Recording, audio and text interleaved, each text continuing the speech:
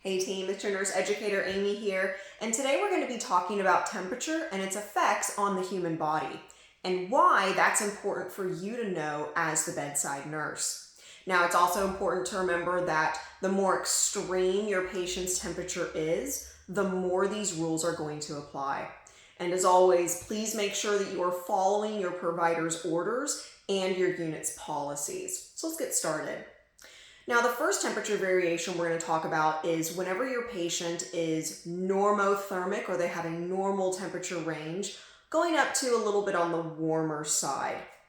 Now, whenever your patient is normothermic or going into the warmer temperature, this is going to improve blood flow throughout the body. It's going to do this through vasodilation. Your body's blood vessels vasodilate in the presence of heat, and it's also going to increase your patient's heart rate. Both of these things combined are going to increase blood flow throughout the area. This is really great for our post-op or post-trauma patients, as we really want to make sure that those areas that were affected have continued blood flow so that they can have a really good recovery outcome. This is why with our surgery patients, oftentimes providers will order a bear hugger, that warming blanket to be placed over the surgical site to ensure that we're getting good blood flow. And it's also why we want to keep our trauma patients warm to ensure that they're getting that really good perfusion. Now, another pro is it's going to also decrease clotting risks in our patients. And obviously with our post-surgical and post-trauma patients, we really want to ensure that they are not bleeding. So this really helps with that.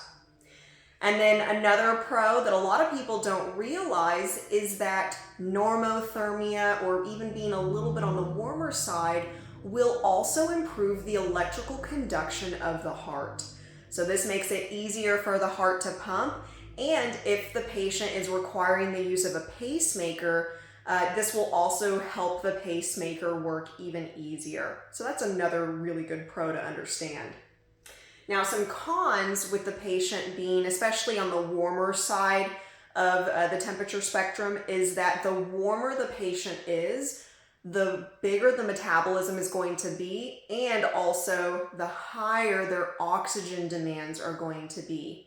So if the patient has any type of condition where their oxygen supply is low, like if they are in shock, if they have a type of respiratory failure, high temperatures can really increase the risk for ischemia throughout the body as those demands are increased due to temperature.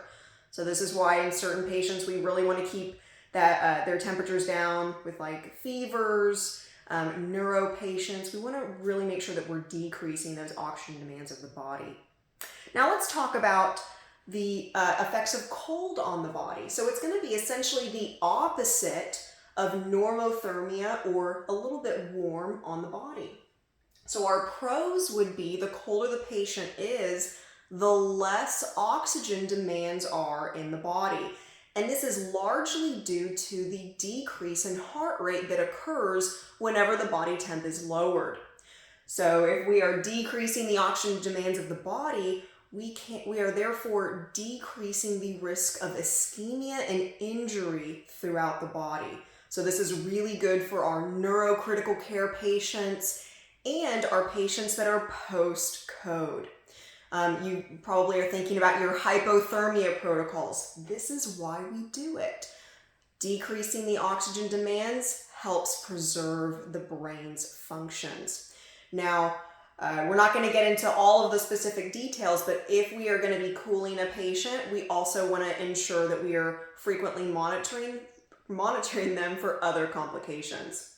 Now, some cons to a patient being cold are that we're going to have decreased blood flow. Remember, the blood vessels in the presence of cold are going to vasoconstrict. So whenever they're vasoconstricting, we're shunting blood to the core of the body. So we really want to make sure that we are assessing the distal parts of your extremities to ensure that they're still receiving blood flow. And it's going to be decreasing our heart rate. So we want to keep an eye on that as well. Also, when the patient is cold, it's going to be interfering with the clotting cascade, and that can increase their risk for bleeding. So we really want to be mindful of that as well. And the last con is that it's also going to decrease the electrical conductivity of the heart. So if the patient has a pacemaker in place, you're going to really want to be assessing that to ensure that it's still functioning properly. It's going to require a higher stimulation threshold setting in order to continue to meet the patient's needs. So again, it's really important that you understand the effects of hot and cold on the patient's body so that you know what to assess for and how to intervene. Like and subscribe my channel for more content like this, and I hope to see you in my next video. Have a good one, guys.